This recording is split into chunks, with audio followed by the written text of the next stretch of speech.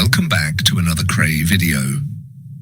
Please subscribe to our YouTube channel so you don't miss any videos. And for people really interested in the Krays, check out our private Facebook group, Krays, Crime Lords of London. We're a friendly and moderated group which has been running since January 2018. Please come and give us a try.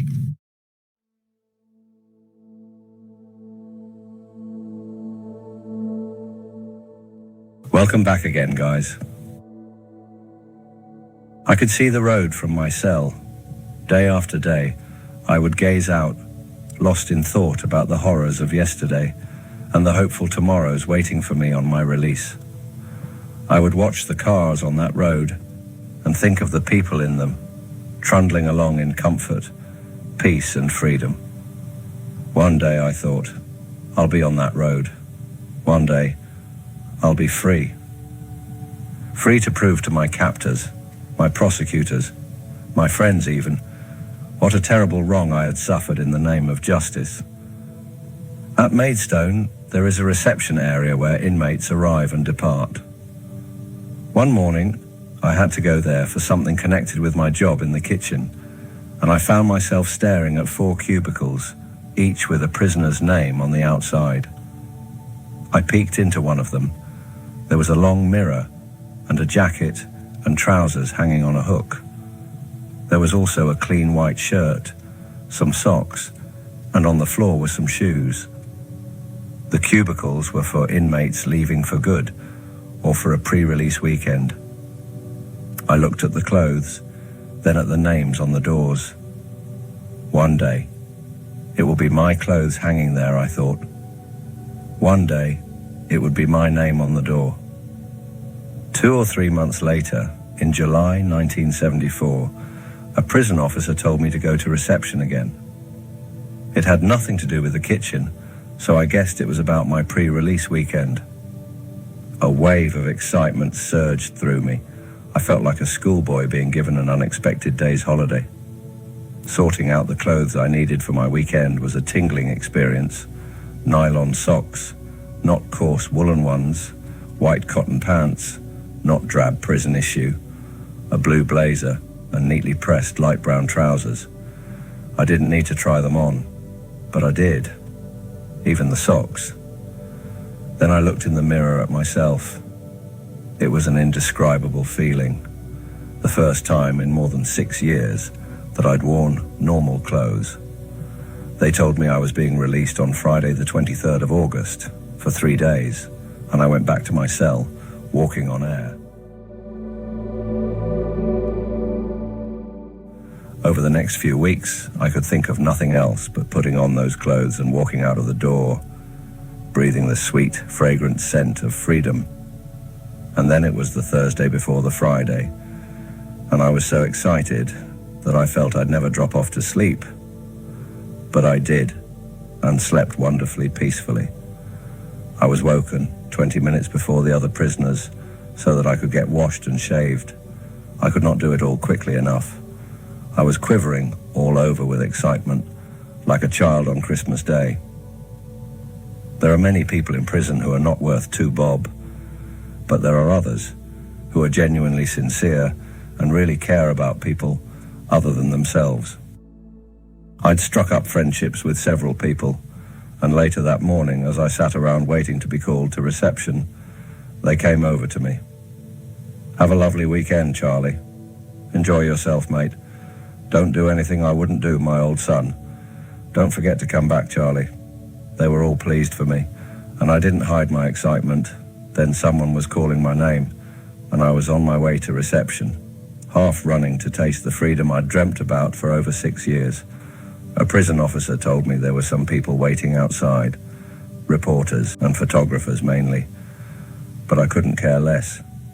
My day had come, and I would talk to anybody about anything. Not for long, however, because Mum was meeting me to drive me to London, and I was going to make the most of my 3 days, squeezing the maximum enjoyment and pleasure from my short-lived liberty.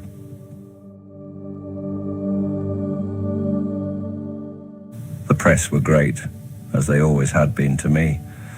Then I was in the car, and Mum, bless her, was putting £50 in my hand, and we were driving away from the grim establishment that had been my home for the last 18 months. I glanced back and caught a brief glimpse of my cell. Yes, I would be back there on Monday. I knew that. But for the next 72 hours, I was going to push my hatred for that lonely cage out of my mind.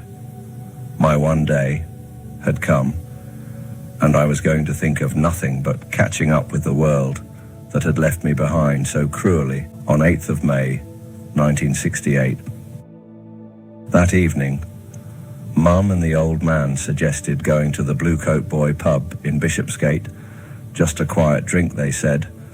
There were a couple of old friends who were dying to see me again.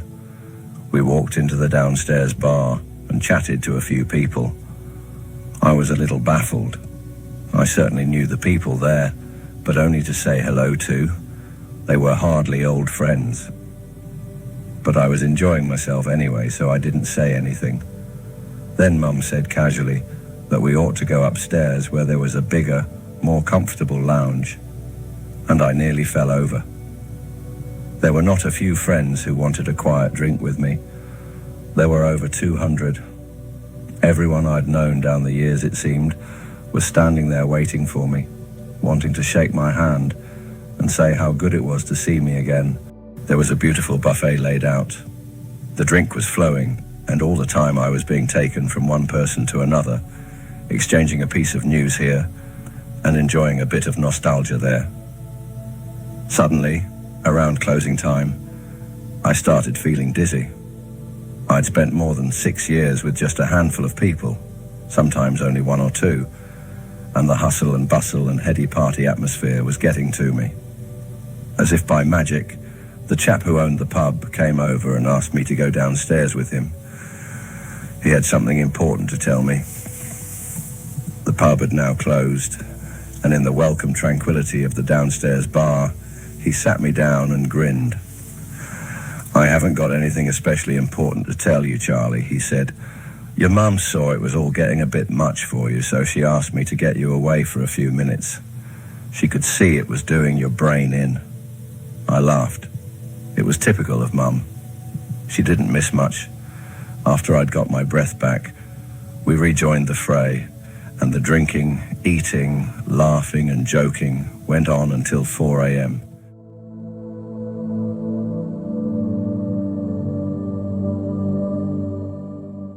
I was so high on excitement and joy, I was neither tired nor drunk, and when some of us went back to Braithwaite House, I happily sat there, drinking one gin after another, with no thought of going to bed. We talked about prison, but it seemed a long way off. It was as if those 6 years had never happened.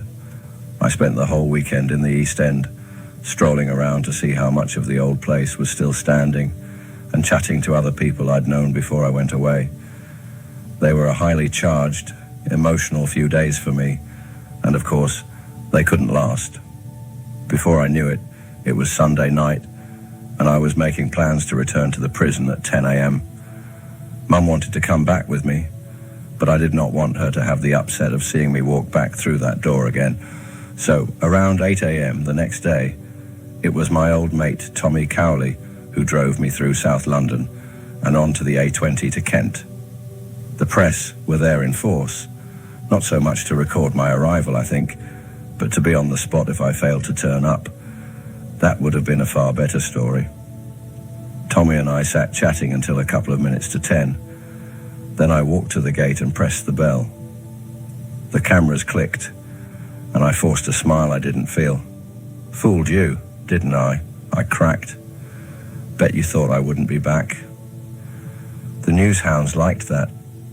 It was weird being back inside. It was as if I'd never been away, and those 3 marvelous days as a free man had never happened. But they had, of course, and my friends wanted to know all the details, what I'd done, who I'd seen, whether things had changed, and whether I'd enjoyed myself. They would not taste that freedom for many years, so I drained my 72 hours of every little detail, and they hung on every word. What I told them could have been put over in 5 minutes. I made it last a week. Of course, one of the things they wanted to know was whether I'd slept with a woman. Like any normal man, I'd missed sex desperately and had thought of going to bed with someone, probably a professional lady, on my first day out.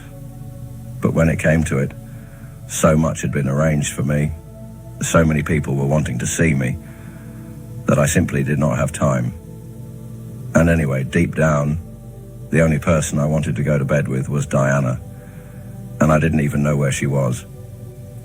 My mates in prison thought it hilarious that I'd been too busy for sex. Everything, they say, comes to those who wait. And the one thing I'd been waiting for, my full release, finally arrived on the 8th of January, 1975. My name was on one of those reception cubicles again, and I changed out of my prison gear for the last time. All the excitement I'd felt 5 months before was still there, but this time it had a hard edge to it, tinged with a fierce determination that once I was out of prison, I would begin a campaign to prove I should never have been jailed in the first place.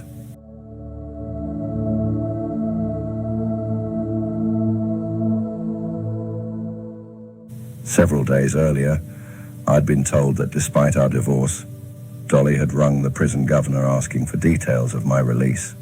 No doubt she wanted to make a big show of meeting me to squeeze some more money out of a newspaper. Fortunately, the governor had told her she had no rights, and the only people who met me that nippy winter's morning, apart from the press, were Mum and 2 dear friends, George and Sue Dwyer. Driving down that road, I looked back at the retreating prison wall, then up to where my cell was. For a few brief seconds, memories of my prison existence swam around in my mind. The boredom and frustration, the anger and bitterness of maximum security, and the joy of coming off the A-list. The callous prison officers who loved making life difficult, and the sympathetic ones who bent the rules. The stupid inmates who drove me mad by talking rubbish, and the mild-mannered ones who became my friends. These memories sped through my mind like a fast-forward video, and then suddenly seemed to switch off. As on my pre-release weekend, it was as if those years, all that never-ending forever, had never happened. As we left the town and headed towards the A20 in London, I sank back in my seat and closed my eyes, trying to take in that from that very moment I could do precisely what I wanted, when I wanted, with no questions asked, no permission to be sought. I was a free man, and it was a blissful, blissful feeling, which sent a shiver of exquisite pleasure through me. I cannot remember a more enjoyable hour's drive. One of the first things I did was persuade Mum to give up her office cleaning job. On my pre-release weekend, I'd been shocked to learn that she was getting up at 4 in the morning for this, then waiting on tables at the Blue Coat Boy pub at lunchtimes. She said she needed the money to be able to afford to go on prison visits, but it made me ill to think about it. All the people who had had money from us over the years. You would have thought somebody would have helped her out with a few quid. I didn't mind her doing the pub work because she was an outgoing type who enjoyed company, but I hated the idea of her getting up in the middle of the night to clean bloody offices. So when I was home for good, I told her that that was the end of it. Mum, bless her heart, said she couldn't give it up. The cleaning company boss was a lovely man, and she did not want to let him down, but I persisted. And eventually she rang him and said she was quitting. He was very understanding and thanked her for all she had done. Mum had started with nothing, suddenly had everything, and now she was back to nothing again. Yet she never complained, never moaned. I was so pleased for her and the old man that they still had that flat in Bun Hill Row. When we bought the house in Bilderston, people suggested we should sell the flat. But I said, supposing something happens and we're not around, what would they do?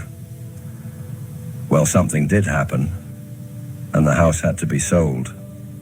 But Mum just went back to living in the flat and took on 2 jobs to make ends meet.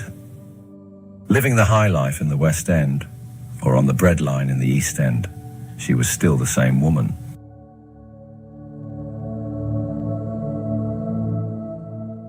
Money was a nightmare. I'd gone into prison with a lifetime's experience of 3-penny bits, tanners, half-crowns and 10-bob notes, and I came out to the complexities of decimalisation. The old half-crown had bitten the dust, and the much-loved half-a-quid note was now a 50-pence piece. For a while, it was like a foreign currency, and on my second night home, it hit me just how much I had to relearn.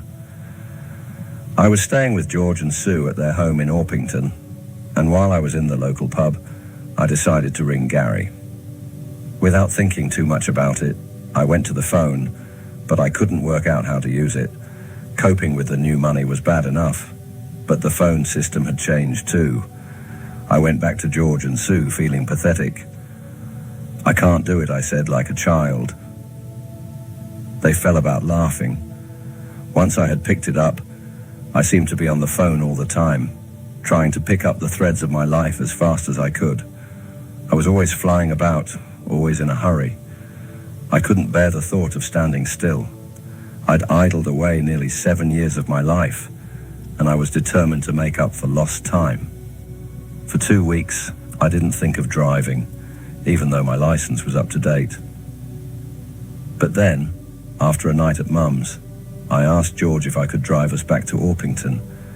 Like swimming or riding a bike, driving is something you never forget, and I drove the 20 miles as safely as if I had never been away from the wheel.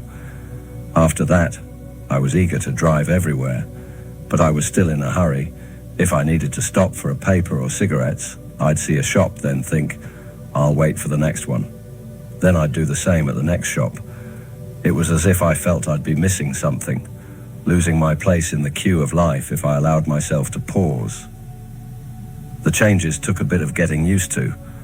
I lost count of the number of times I took a sharp turn into what I thought was a traffic-beating back double, only to find myself facing a block of flats or a one-way street that had not been there before.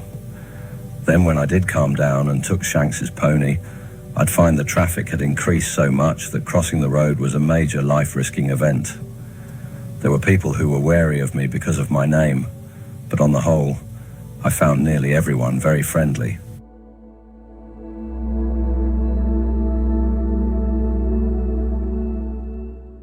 I never took anything for granted, however.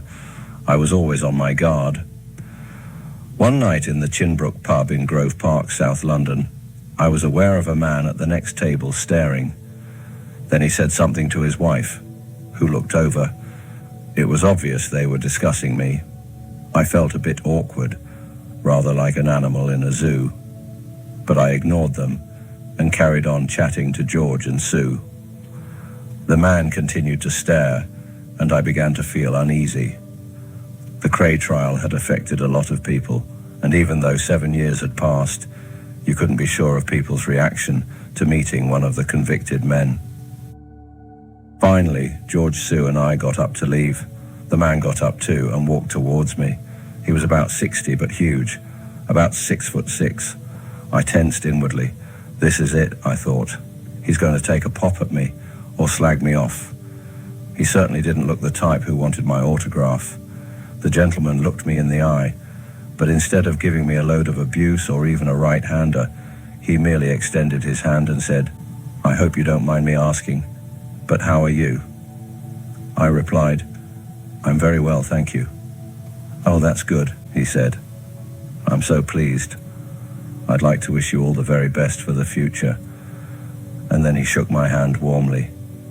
He was a middle-class, confident sort of man who, I believe, said what he meant and meant what he said. I left the pub with Sue and George feeling buoyant. The encounter boosted my confidence no end.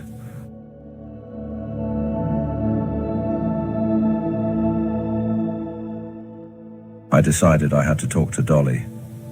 Even though I knew Nancy was not my child, I still wanted to see her. The upset of that last prison visit, when Dolly had half dragged her out, still bothered me, and I was missing her more than ever. I went to the flat in Poplar, which I had handed over to Dolly along with everything else, and discussed visiting arrangements. Dolly agreed it was best if I popped up whenever I liked, and for the next few weeks I did that. For a while it was quite friendly. Dolly often cooked a meal, and I looked forward to the visits, which I found rewarding and enjoyable.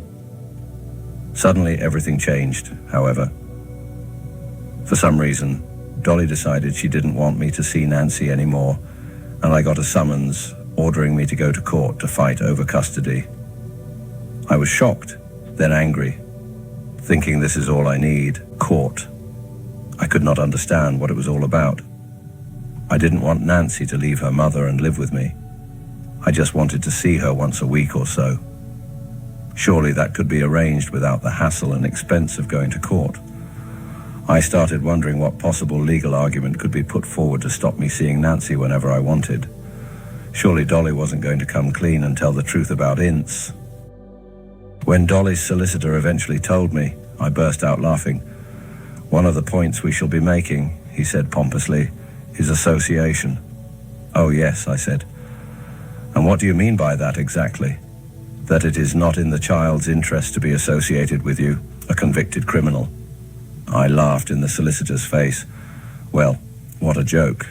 Dolly knew full well that I had served a sentence for something I didn't do, and here she was, living with a man who had done time for something he admitted. Yet it was me who was not a good influence on Nancy. The court case went ahead. I won the right to see Nancy once a week and did so for a while. But it became clear that Nancy was not bothered about seeing me, and gradually I stopped going round to the flat altogether. Once I'd got back into the swing of normal life again, I turned my mind to tracking down Diana. The first weekend I could, I drove to Leicester. But 7 years is a long time, and I couldn't find anyone I knew who could give me some leads to try to trace Diana. George, my old Maidstone mate, had discovered that she and her husband had once owned a pub, so we did the pub circuit again, but with no luck. Leicester is a fairly big city, and Diana could have been anywhere.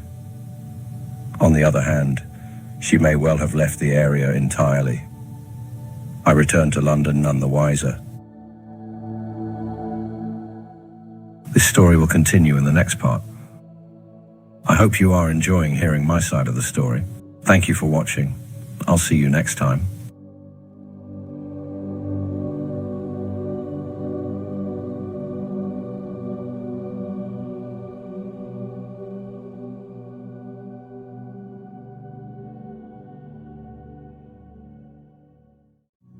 Thank you for watching. If you enjoyed the video, please join our Facebook group. It's called Krays Crime Lords of London. We're a friendly moderated group with over 1,000 Kray and other celebrated gangster videos available for view. There's also thousands of images in the photos sections. The link for the group is in the YouTube description section. I hope we see you there soon. Leave a like and subscribe.